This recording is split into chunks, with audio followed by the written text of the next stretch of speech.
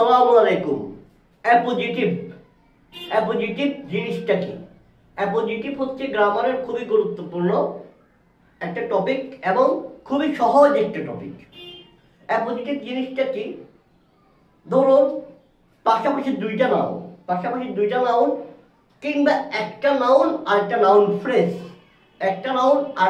Phrase, পাশাপাশি, সেই ক্ষেত্রে পরবর্তী যে নাউন অথবা নাউন ফ্রেজটা থাকবে সেটা তার পূর্ববর্তী নাউনকে মডিফাই করে। এই যে পরবর্তী নাউন কিংবা নাউন ফ্রেজটা তার পূর্ববর্তী নাউনকে মডিফাই করলো, এক্ষেত্রে পরবর্তী অর্থাৎ দ্বিতীয় যে নাউন বা নাউন ফ্রেজটা থাকে সেটাই অ্যাপোজিটিভ। অ্যাপোজিটিভ বলতে কোনো নাউন বা নাউন ফ্রেজকে বোঝায় যা আরেকটি অথবা তার পূর্বের নাউনকে মডিফাই করে। উদাহরণ দিলে একদম সহজ হয়ে যাবে। Nazrul, our national point is my favourite point.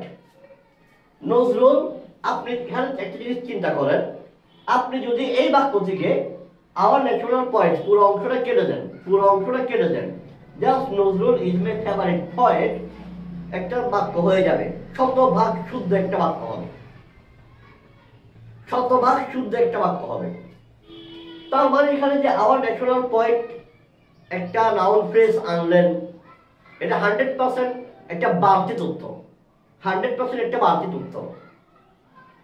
এই 100% বাড়তি তথ্যটা মূলত কার সম্পর্কে দেওয়া হচ্ছে? নজরুল সম্পর্কে। কার সম্পর্কে? নজরুল সম্পর্কে। এখানে নজরুল হচ্ছে নাউন,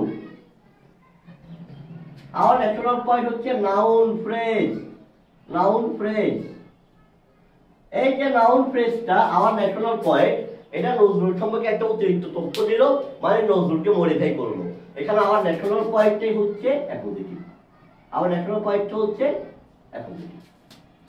একইভাবে আরিফ, আপনি চাইলে Arif goes to school regularly বলেন, বাক্য হয়ে যাবে।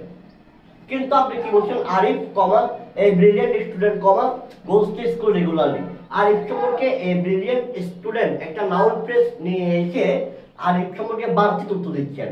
এই যে এ ব্রিলিয়েন্ট স্টুডেন্ট আরিফ সম্পর্কে বাড়তি তথ্য দিল, এইখানে এই ব্রিলিয়েন্ট স্টুডেন্টটাই হচ্ছে একটা নাউন ফ্রেজ এবং এটা একটা অ্যাপোজিটিভ। মিস্টার করিম, আপনি বলতে পারেন মিস্টার করিম রানস এ বিজনেস, কিন্তু আপনি কি বলছেন? Mister Karim an honest person runs A business. এখানে অ্যান অনেস্ট পারসন এটা একটা পুরোপুরি একটা অতিরিক্ত তথ্য দিচ্ছে,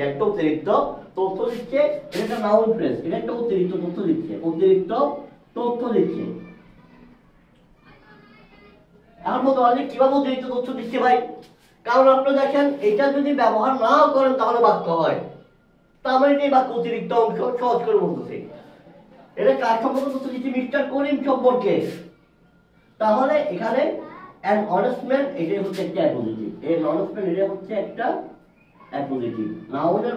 এই দেখেন, অর্থাৎ পাশাপাশি একটা নাউন ফ্রেজ অথবা পাশাপাশি দুইটা নাউন বসলে পরবর্তী নাউন অথবা নাউন ফ্রেজটা যদি তার পূর্ববর্তী নাউনকে মডিফাই করে তাহলে সেটাই হচ্ছে appositive. Thank you so much.